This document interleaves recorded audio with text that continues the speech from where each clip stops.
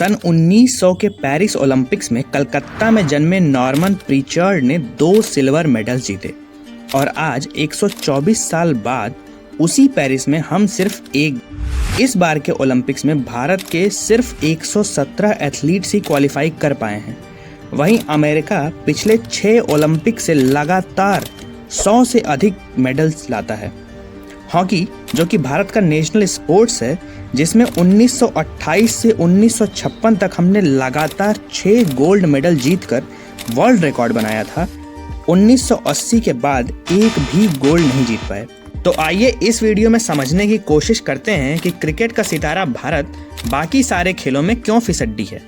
जहां 11 साल की चाइनीज जेंग हाओ ओलंपिक्स खेल रही है, 14 साल की ऑस्ट्रेलियन अरीसा ट्रू गोल्ड जीत रही है, वहीं हमारे लिए गोल्ड की उम्मीद सिर्फ एक, नीरज चोपड़ा।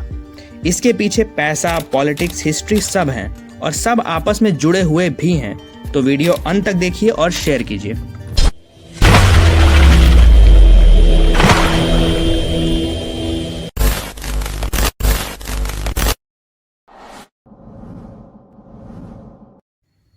ओलंपिक्स दुनिया का सबसे बड़ा स्पोर्ट्स इवेंट है जो हर 4 साल में आयोजित किया जाता है।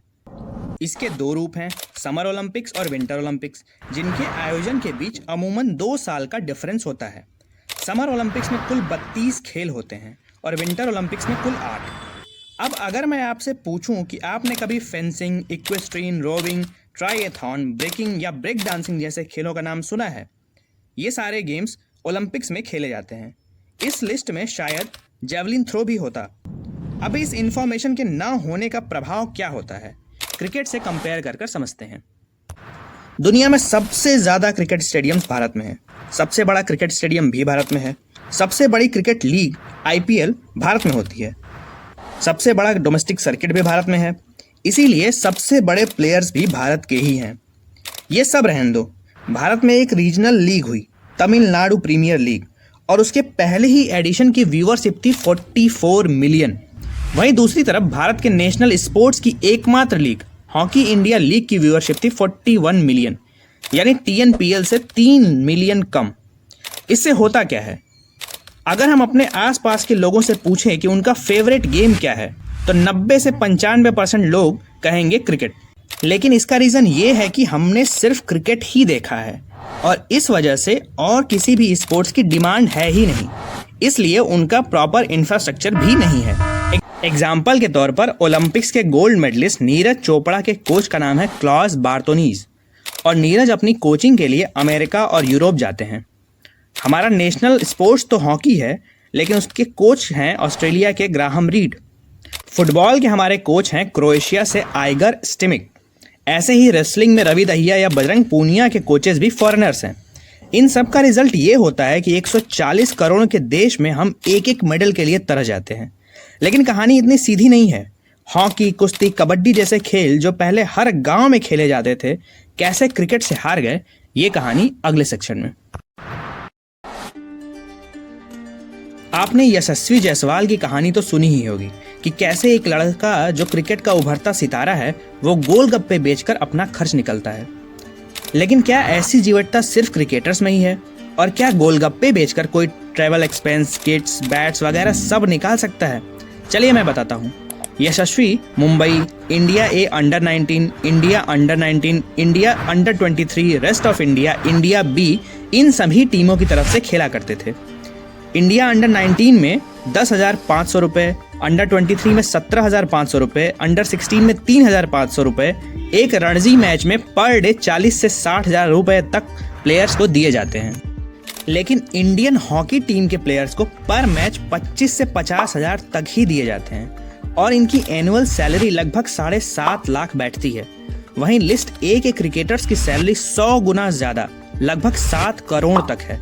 लेकिन इस पैरिटी का और इस खराब इंफ्रास्ट्रक्चर का रीज़न क्या है? BCCI ने सन 2023 में कुल 16,875 करोड़ का रेवेन्यू जनरेट किया। वहीं हॉकी इंडिया ने सिर्फ 86.7 करोड़ का और फुटबॉल फेडरेशन ने तो सिर्फ 58.4 करोड़ का। अब आप अपने विवेक से समझ सकते हैं कि कौन से स्पोर्ट्स का इंफ्रास्ट्रक्चर ज़्यादा अच्छा होगा और किसके प्लेयर्स की ज़िंदगी ज़्यादा वेल ऑफ होगी।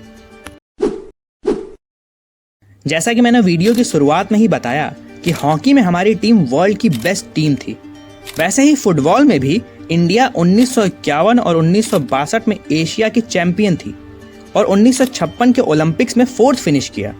और ऐसे ही तमाम स्पोर्ट्स हैं जिनमें हम एज अ कंट्री राइज नहीं कर पाए और इन सब का रीज़न इंफ्रा और फंड्स की कमी थी।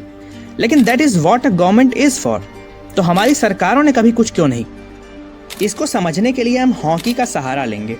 1972 में हॉकी में एक नई चीज़ इंट्रोड्यूस की गई जिसे हम कहते हैं एस्ट्रो टर्फ। ये एक आर्टिफिशियल घास का बना हुआ प्लेइंग एरिया है जिस पर अब हॉकी खेली जाती है।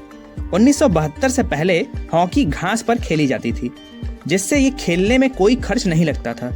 यूरोपियन देशों के दबाव की वजह से जो टर्फ इंट्रोड्यूस की गई उसकी कीमत आज के समय में 5 से 10 करोड़ के बीच हो सकती है, जिसे फाइनेंशियली अफोर्ड कर पाना वो भी इतने बड़े देश में फेडरेशन का पहला काम होना चाहिए था। लेकिन उस समय हमारी हॉकी इंडिया में पॉलिटिक्स चल रही थी। 1973 में हॉकी इंडिया के प्रेसिडेंट अश्विनी कुमार ने इस्तीफा दे दिया, जिसके बाद साउथ के MAM रामास्वामी और अश्विनी कुमार के खास PN सांघवी के बीच प्रेसिडेंट बनने की जंग शुरू हुई। इनिशियली जो जंग प्रेसिडेंट बनने की थी आगे चलकर नॉर्थ वर्सेस साउथ की जंग में तब्दील हो गई। इस बीच हॉकी को संभाल रही थी इंडियन ओलंपिक एसोसिएशन। 1974 में फाइनली ये जंग खत्म हुई और MAM रामास्वामी प्रेसिडेंट बने, लेकिन इसके बाद भी पॉलिटिक्स खत्म नहीं हुई। 1975 के वर्ल्ड कप की टीम सेलेक्ट करने के लिए इंडियन ओलंपिक एसोसिएशन और हॉकी इंडिया के बीच पॉलिटिक्स शुरू हो गई। इस सारी पॉलिटिक्स के बीच प्लेयर्स को न टर्फ प्रोवाइड की गई, न सिलेक्शन कंफर्म हुआ। लास्ट में सुप्रीम कोर्ट और प्राइम मिनिस्टर की इंटरवेंशन के बाद सिलेक्शन हुआ। इंडिया वर्ल्ड कप भी जीती, लेकिन सेम तरीके की पॉलिटिक्स 1976 ओलंपिक्स के टाइम पर भी शुरू हो गई। रिजल्ट ये हुआ कि वर्ल्ड चैंपियन टीम ओलंपिक्स में बिना किसी मेडल के वापस आ गई। हालांकि अगले ओलंपिक्स में कुछ यूरोपीय देशों के ओलंपिक ना खेलने की वजह से इंडियन टीम गोल्ड जीत पाई, लेकिन ये आखिरी गोल्ड था। इवन ये टोक्यो ओलंपिक से पहले आखिरी हॉकी मेडल था। इसी बीच एक अंडरडॉग भारतीय क्रिकेट टीम ने एक लड़खड़ाती शुरुआत के बावजूद 2 बार की वर्ल्ड चैंपियन वेस्ट इंडीज को हराकर वर्ल्ड कप जीत लिया। अब भारत के पास एक नया और एक्साइटिंग गेम था जिसने धीरे धीरे करके तमाम खेलों को ओवरशैडो कर दिया। 2008 बीजिंग ओलंपिक के लिए हॉकी टीम क्वालिफाई ही नहीं कर पाई। फुटबॉल में सुनील छेत्री के अलावा किसी प्लेयर का नाम शायद ही आपको ध्यान हो। मिल्खा सिंह के बाद ट्रैक एंड फील्ड में जिस दूसरे खिलाड़ी को हम जानते हैं वो नीरज चोपड़ा है, इत्यादि इत्यादि। क्रिकेट के अलावा बाकी सारे खेलों के बेहतरीन खिलाड़ियों को हम उंगली पर गिन सकते हैं। लेकिन क्या 140 करोड़ के इस देश में कोई चर्न आ रहा है? आइए जानते हैं ओपिनियन सेक्शन में। जब 2008 के बीजिंग ओलंपिक में भारत क्वालिफाई नहीं कर पाई तो एक बड़ा रिफॉर्म शुरू किया गया। इंडियन हॉकी बोर्ड रिवैम्प होकर बना हॉकी इंडिया। रिजल्ट ये हुआ कि 2012 में हम क्वालिफाई हुए, 2016 में क्वार्टर फाइनल में पहुंचे और टोक्यो ओलंपिक्स में 40 साल बाद हॉकी में ब्रॉन्ज मेडल जीता।